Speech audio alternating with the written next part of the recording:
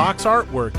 Adventure 2000. Hello, I'm Jeremy from Video Gamers Oasis. Welcome to my TikTok. Page 2 of We've 2. been reading the book Art of Atari by Tim Lapetino. I encourage you to get the book yourself. It's really good, a very educational book and enjoyable about the very talented artists in the Atari Corporation during the late 70s, early 80s. We've been looking at box artwork, and we're looking at page 96, Adventure, the Atari 2600 game. And this is part 2. I'm going to have to pick up an additional part 3. I apologize, Susan Jekyll, but I won't be able to have all the information in one reading. We're reading about adventure. And if we look at the top right corner, not top right corner, middle corner, the middle, you see the game, actual adventure game for the Atari 2600. It's a yellow castle. And there's a black portcullis in the middle. I think there's some characters on the bottom left corner of the castle. Hero has to go to the castle and get some treasures.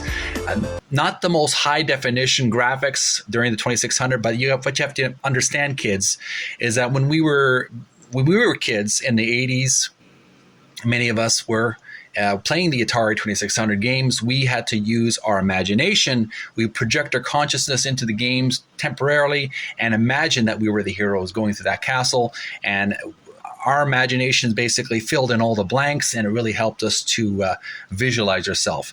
So we're going to read the article, Adventure. This classic title broke ground as the first graphical adventure video game, serving as a template for many games to come.